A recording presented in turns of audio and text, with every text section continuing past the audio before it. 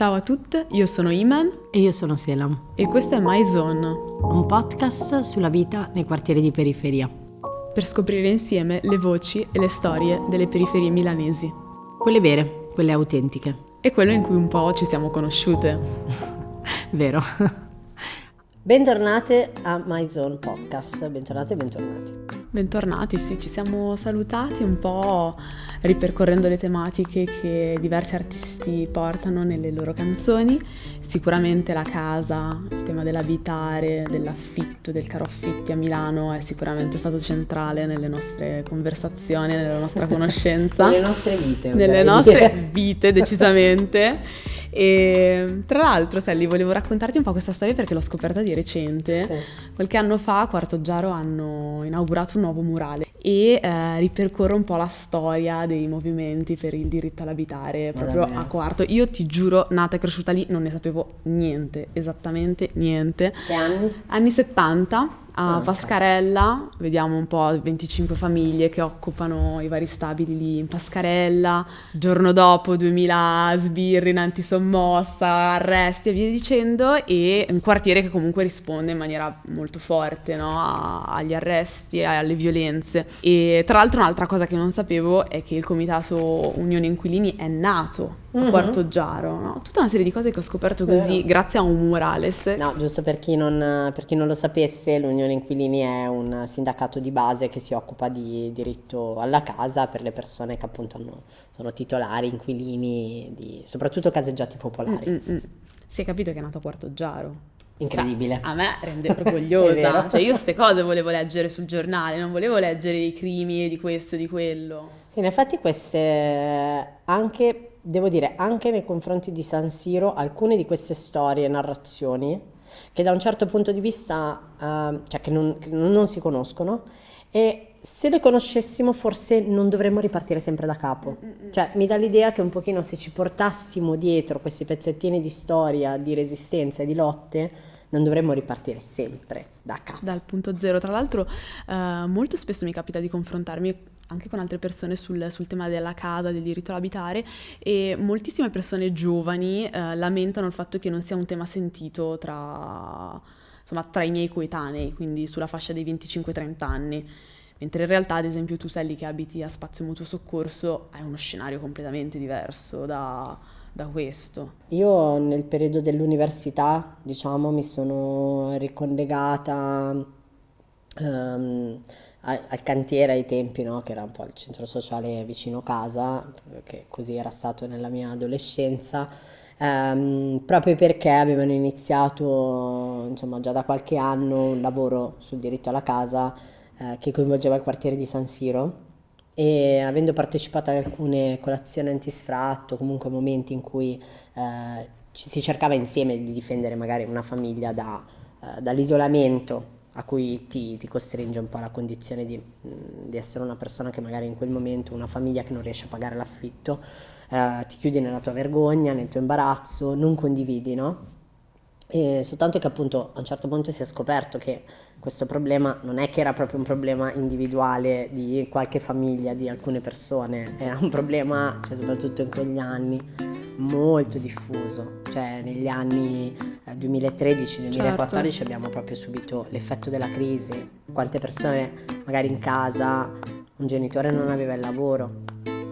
Quindi insomma tante di queste situazioni, e per me vedere tante persone di origine straniera trovare uno spazio non soltanto di denuncia ma proprio di resistenza davanti comunque a delle violenze inaudite è stato molto importante. Vedere tante donne straniere difendere non soltanto la loro casa ma anche la loro comunità, i loro bambini dalle violenze della polizia e dell'ALER, che è l'ente regionale che si occupa delle case popolari a Milano e Lombardia, è stato molto forte per me. Cioè proprio mi ha spinto molto a dire ma se lottano loro perché tu Perché non non stai devo lottando? farlo io?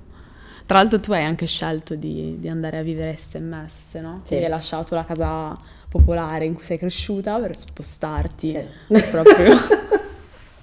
Sì, scusate, ridiamo perché spostarsi da una casa popolare insomma, per vivere in un altro spazio, no, è una comunità bellissima, però ovviamente non mi dà alcuna sicurezza per il futuro. È uno spazio conquistato di resistenza, è un luogo dove vivono tante altre persone, oltre a me ovviamente, tante persone che vivevano una situazione di emergenza abitativa importante. Rispetto alla mia generazione, quello che dico è che forse un pochino, delle volte sbagliamo a non pensare di avere anche noi diritto ad avere una casa a un prezzo accessibile. Molti giovani dicono, sì, no, le case popolari, però quelle sono per le persone veramente che non ce la fanno. Invece, cioè sì, però se non ce la fai oggi, cioè ma perché di noi ci fronte- costringiamo a pagare 700 euro per una stanza? Capito? Cioè di fronte a uno scenario in cui appunto sotto i 900 euro al mese non vedi una casa sostanzialmente da abitare come singolo o in condivisione, cioè è ovvio che la casa popolare diventa necessaria e dovrebbe essere garantita anche Certo. alle persone giovani, anche ai giovani lavoratori. Esatto. Però è uno scenario oramai Sì, è lontanissimo. uno scenario lontano. Diciamo che le case popolari sfitte sono tante, sono veramente tante, migliaia, cioè quasi la metà. E poi abbiamo tantissime persone in lista d'attesa e una richiesta anche di casa che è molto alta.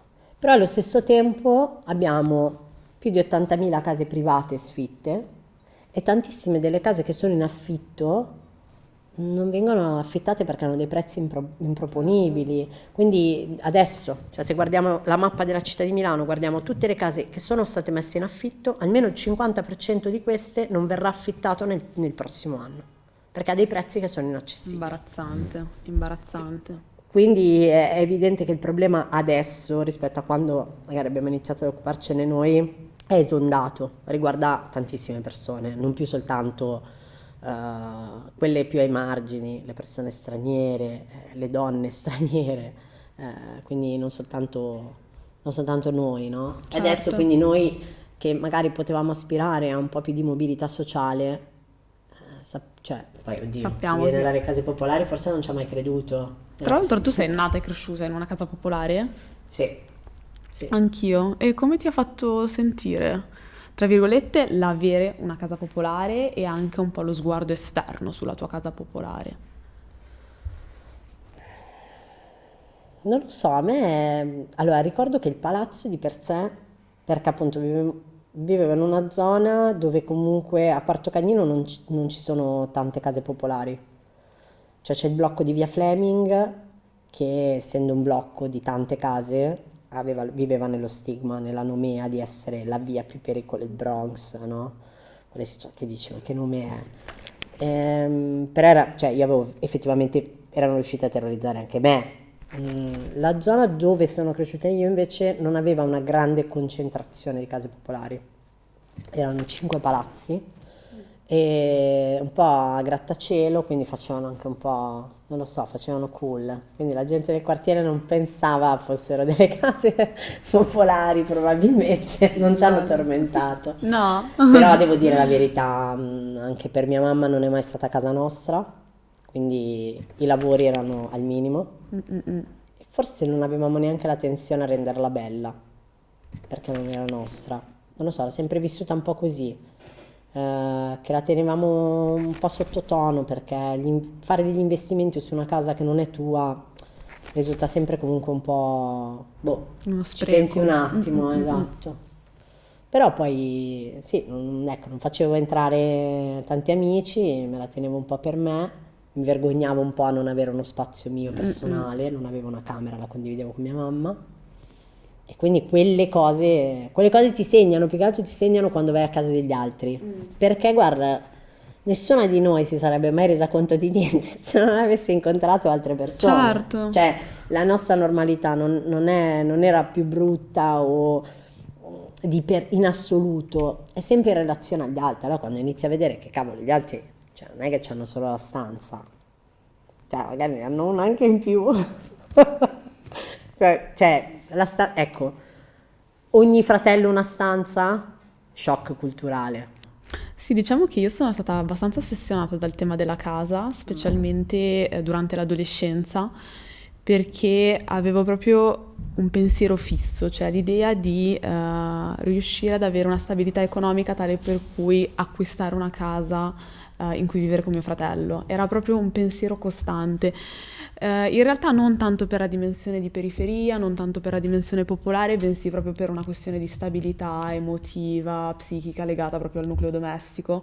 Quindi era proprio un'ossessione specifica legata a vissuti molto personali, no? Certo. Per cui sognavo per il mio fratellino uno spazio nuovo, no? In cui rinascere. Quindi sì, era tanto più legato a questa, la mia ossessione sulla casa. Certo, riuscire ad avere uno spazio proprio Sì. da determinare. Sì.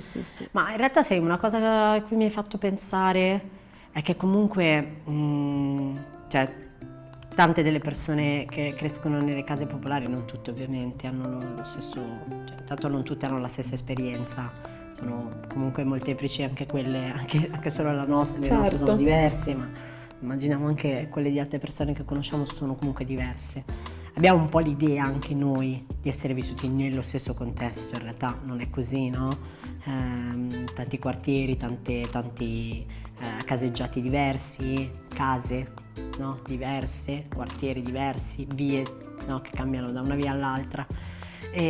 Però c'è un pochino questa, forse una delle grandi differenze che io vedo con i miei compagni di classe con cui magari sono cresciuta, è la prospettiva di avere una casa di proprietà in eredità, Certo. no? Cioè noi Sì. questa base di partenza non ce l'abbiamo. Non è una cosa che tutti gli italiani hanno la casa di proprietà, chiaramente, però una grande... Una maggioranza. Capito?